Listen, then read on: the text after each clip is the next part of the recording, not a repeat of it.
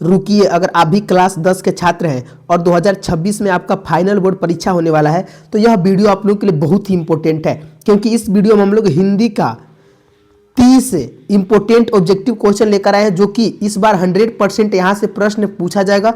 30 में से लगभग 5 से 10 ऐसे प्रश्न हैं जो कि इससे आएंगे। और एक बात ध्यान रखिए, वो आप लोग 30 में से आप लोग कितना बना पा रहे हैं ये देखिएगा कि 30 में से अगर 20 भी क्वेश्चन बना लीजिए तो समझिए आप लोग की तैयारी अच्छी है, और अगर 30 में से 20 नहीं बनता है तो समझिए आप लोग अभी कमज़ोर हैं। तो इतना ध्यान रखेंगे आप लोग कितना सही बनाते हैं। चलिए क्लास को स्टार्ट करते हैं। आप लोग तैयार हैं, एक बार कमेंट करिए। तो देखिए पहला क्वेश्चन कर रहा है, दही वाली मगम्मा कहानी का कथावाचक कहाँ से है। मोस्ट इंपोर्टेंट क्वेश्चन है, यानी VVI क्वेश्चन है। तो दही वाली मगम्मा कहानी का कथावाचक कहाँ के हैं, पटना से हैं, दिल्ली से हैं, बेंगलुरु से हैं, कोलकाता से हैं। याद रखेंगे पहला का जो आंसर हो जाएगा बेंगलुरु से है, ऑप्शन ए आपका सही हो जाएगा। जो बच्चे पहला का सही आंसर लगाए हैं समझिए उनका 1 नंबर बन गया। दूसरा का आंसर लगाइए, दही वाली मगम्मा कहानी का प्रमुख पात्र कौन है। करे लक्ष्मी है, मगम्मा है, पपाती है कि सीता है। क्या आंसर हो जाएगा, दूसरा का आंसर याद रखेंगे मगम्मा है। ऑप्शन बी सही हो जाएगा, ऑप्शन बी को याद कर लेंगे। जिन जिन बच्चों ने ऑप्शन बी लगाया बिल्कुल सही आंसर है। ऐसे ही करके सारा क्वेश्चन का आंसर दीजिए बाबू, और एक एक क्वेश्चन को रट जाइएगा। दही वाली मगम्मा कहानी का कहानीकार कौन है, यानी उनके लेखक का नाम पूछ रहा है। मोस्ट इंपोर्टेंट क्वेश्चन है लेखक का नाम। तो उनके लेखक का नाम है श्रीनिवास। दही वाली मगम्मा कहानी के लेखक कौन है, श्रीनिवास जी हैं। ऑप्शन ए सही हो जाएगा। और ईश्वर पेटलीकर किसके लेखक है, कमेंट करिए तो कमेंट में लगाएंगे। 4 कैंसर लगाइए। मगम्मा क्या बेचती थी, ये अभी VVI क्वेश्चन है। तो मगम्मा जो है ना बाबू दही बेचती थी। क्या बेचती थी, दही बेचती थी। इसको भी याद कर लेंगे और ध्यान रखिएगा, वो क्लास को लास्ट तक देखिएगा, क्योंकि यही पता चल जाएगा कि 30 में से आप लोग कितना सही बना पाते हैं। 5 क्वेश्चन कर रहा है, कथाकार को बरसों से मगम्मा कौन सी वस्तु दिया करती थी। तो कथाकार यानी लेखक को जो मगम्मा है कौन सी वस्तु दिया करती थी। 5 के आंसर याद रखेंगे। दूध नहीं देती थी, घी भी नहीं देती थी, सब्जी भी नहीं देती थी, दही देती थी। क्या देती थी, दही देती थी। ऑप्शन डी सही हो जाएगा, ध्यान रखेंगे। अगले क्वेश्चन की ओर चलते हैं। 6वां प्रश्न करे, श्रीनिवास का जन्म कहाँ हुआ था। मोस्ट VVI क्वेश्चन है। श्रीनिवास का जो जन्म है याद रखेंगे कर्नाटक में हुआ था। कहाँ हुआ था, कर्नाटक में। ऑप्शन डी सही हो जाएगा, ऑप्शन डी को याद कर लेंगे। मेरे आंसर लगाने से पहले अगर आप लोग आंसर लगा पा रहे हैं तो समझिए आपकी तैयारी ज़बरदस्त है। 7 का आंसर लगाइए कि मगम्मा के परिवार के कुल कितने सदस्य थे।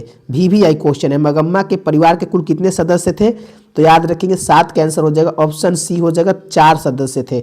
4 सदस्य थे, ध्यान रखेंगे। और देखिए बाबू जो बच्चे अभी तक वीडियो को लाइक नहीं किए, कम से कम बाबू आप लोग लाइक तो करिए। एक लाइक से मोटिवेशन मिलता है। और चैनल को सब्सक्राइब जरूर कर लेंगे और वीडियो को लाइक करना बिल्कुल ही मत भूलिएगा। जो न्यू स्टूडेंट होंगे ना बाबू, जो अभी तक नहीं किया चैनल को सब्सक्राइब कर लेंगे, क्योंकि अभी भी आपके पास लगभग 20 से 20 दिन का टाइम बचा हुआ है। इसमें हम आपको पूरा तैयारी करा देंगे जो बच्चे कमज़ोर हैं। 8 का आंसर लगाइए, दही वाली मगम्मा कहानी किसे संदेश देती है। तो बहुओं को। किसे संदेश देती है दही वाली मगम्मा कहानी, बहुओं को संदेश देती है। ऑप्शन सी आपको एकदम याद कर लेना है। चलिए 9 क्वेश्चन कर रहा है कि रगम्पा कौन था। कह रहा है मगम्मा का पुत्र था, नजम्मा का भाई था, मगम्मा का पुत्र था कि इनमें से कोई नहीं था। तो इनमें से कोई नहीं था। रगम्पा जो था ना बाबू एक जुआड़ी व्यक्ति था, गांव का रहने वाला एक जुआड़ी व्यक्ति था, जो कि इसमें नहीं दिया हुआ है। तो ऑप्शन डी याद रखेंगे, इनमें से कोई नहीं। क्वेश्चन नंबर 10 कह रहा है, दही वाली मगम्मा कहानी का हिंदी में अनुवादक कौन है। तो ये तो सारे बच्चे मालूम होगा कि BR नारायण है। कौन है हिंदी में अनुवादक दही वाली मगम्मा के, तो BR नारायण है। ऑप्शन ए आपको याद कर लेना। और इसके लेखक जो है श्रीनिवास जी हैं, ध्यान रखेंगे। 11 क्वेश्चन करें कि दही वाली मगम्मा किस भाषा में रचित कहानी है। तो यह बाबू कन्नड़ भाषा में है। किस भाषा में है, कन्नड़ भाषा में लिखा हुआ कहानी है। ऑप्शन सी सही हो जाएगा। अगला क्वेश्चन देखते हैं 12 प्रश्न कि मगम्मा की बहू का नाम क्या था। नजम्मा नाम था। क्या नाम था, कमेंट करिए। ये सब हल्का हल्का क्वेश्चन है जो कि बहुत ही इंपॉर्टेंट है। इसमें से लगभग 5 से 10 प्रश्न आपके पूछे जाएंगे। तो मगम्मा की बहू का नाम क्या था, नजम्मा नाम था। ऑप्शन बी आपको याद कर लेना है। नेक्स्ट क्वेश्चन देखते हैं 13 प्रश्न, दही वाली मगम्मा का कथावाचक कौन है। तो यह तो दही वाली मगम्मा के कथावाचक कौन है, याद रखेंगे। ऑप्शन बी हो जाएगा, बेंगलुरु के एक संभ्रांत महिला है। कौन है, बेंगलुरु के एक संभ्रांत महिला है। ऑप्शन बी सही हो जाएगा, इसको याद कर लेंगे। अगला क्वेश्चन 14 प्रश्न, कथावाचक को मगम्मा क्या कहती थी, माँ जी कहती थी। क्या कहती थी, माझी कहती थी। ऑप्शन सी आपका सही हो जाएगा। जो जो बच्चे सी आंसर लगा रहे हैं बिल्कुल सही आंसर हो जाएगा, ऑप्शन सी को याद कर लेंगे। 15 का आंसर लगाइए कि मगम्मा एवं नजम्मा के बीच झगड़ा मिटाकर अच्छा संबंध स्थापित करने का माध्यम कौन था? मगम्मा का बेटा था? नहीं, मगम्मा का बेटा नहीं, मगम्मा का पोता था। क्या था? मगम्मा का पोता। ऑप्शन बी आपको याद कर लेना है। चलिए अगला क्वेश्चन देखिए, 16 क्वेश्चन। देखिए आधा क्वेश्चन कर लिया है, यानी 15 क्वेश्चन कर लिए हैं। अगर अभी भी आप लोग लाइक नहीं किए हैं तो एक बार लाइक कर लेंगे बाबू, क्योंकि मेहनत तो हम आप लोगों के लिए करते हैं। फिर भी आप लोग थोड़ा सा भी लाइक और सब्सक्राइब कर दीजिए, इससे मेरा मोटिवेशन बढ़ता रहे और आप लोगों के लिए अच्छा अच्छा ऑब्जेक्टिव क्वेश्चन लाते रहें। 16 क्वेश्चन कह रहा है कि डहते विश्वास कहानी में कहाँ के जनजीवन का चित्रण किया गया है? उड़ीसा के, बिहार के, गुजरात के कि पंजाब के? याद रखेंगे उड़ीसा। उड़ीसा के जनजीवन का चित्रण किया गया है। ऑप्शन ए आपका सही हो जाएगा, ऑप्शन ए को याद कर लेंगे। 17 क्वेश्चन देखिए कि डहते विश्वास कहानी का प्रमुख पात्र कौन है? डहते विश्वास कहानी का जो प्रमुख पात्र है कौन है? लक्ष्मी है, सीता है कि गीता है? क्या आंसर हो जाएगा? 17 का आंसर लगाइए। तो याद रखिए लक्ष्मी जो है ना डहते विश्वास कहानी का प्रमुख पात्र है। ऑप्शन ए आपको याद कर लेना है। अगला क्वेश्चन देखते हैं 18 क्वेश्चन कि डहते विश्वास कहानी का कहानीकार कौन है? क्या आंसर हो जाएगा? 18 के आंसर लगाइए कि डहते विश्वास कहानी का कहानीकार कौन है? श्रीनिवास है, सांवरदैया है, सात कोड़ी होता है, सुजाता है? तो 18 का आंसर हो जाएगा ऑप्शन डी हो जाएगा, सुजाता।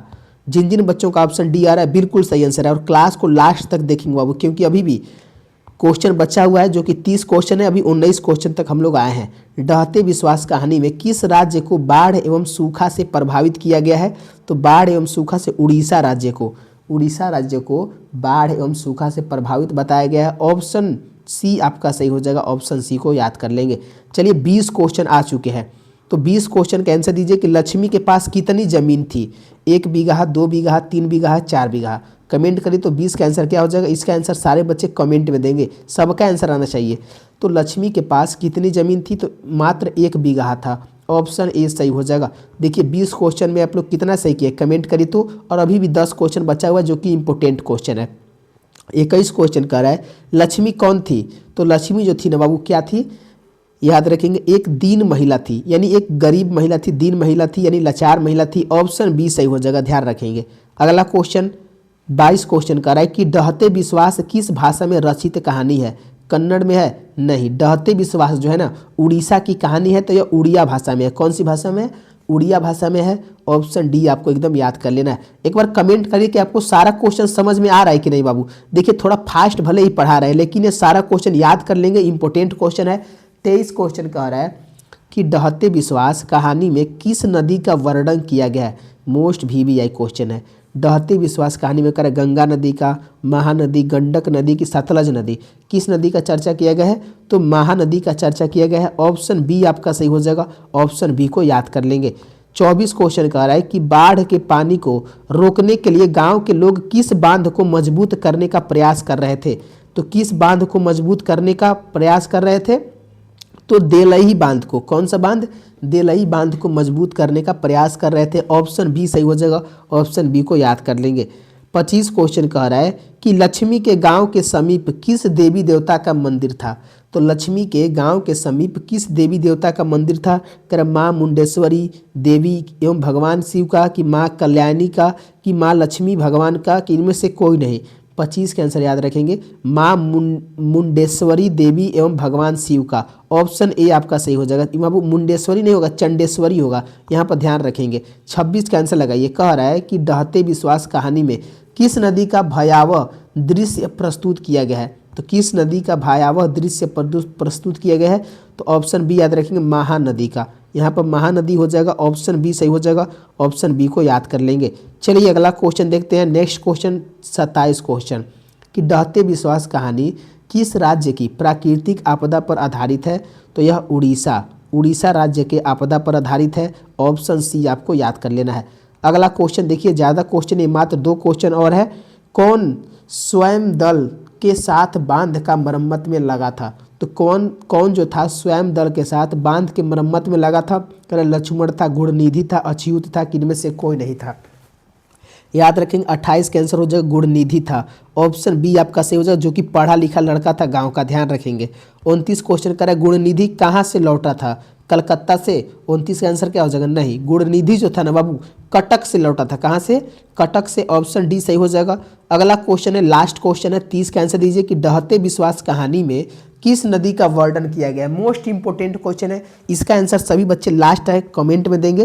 तो ढहते विश्वास कहानी किस नदी का वर्णन किया गया है? गंगा का, महानदी, गंडक नदी की, सतलज नदी? तो महानदी का चर्चा किया गया है। ऑप्शन बी आपका सही हो जाएगा। ऑप्शन बी को याद कर लेंगे। तो फाइनली आप लोग 30 क्वेश्चन में कितना सही बना है सारे बच्चे कमेंट में लिखेंगे। और एक बात ध्यान रखिए बाबू, अभी भी जो बच्चे वीडियो को लाइक नहीं किए हैं जरूर लाइक कर लेंगे और चैनल को सब्सक्राइब कर लेंगे। और नेक्स्ट क्लास में आप लोग कौन सा सब्जेक्ट पर ऑब्जेक्टिव चाहते हैं कमेंट करिए, लेकिन बाबू चैनल को सब्सक्राइब करिए, तभी आपको नेक्स्ट क्लास जो है सब्जेक्टिव का मिल पाएगा, ऑब्जेक्टिव का मिल पाएगा, क्योंकि एग्जाम का टाइम बहुत कम बचा हुआ है। मेहनत करिए। तो मिलते हैं अगले क्लास में। धन्यवाद दोस्तों। जय हिंद दोस्तों।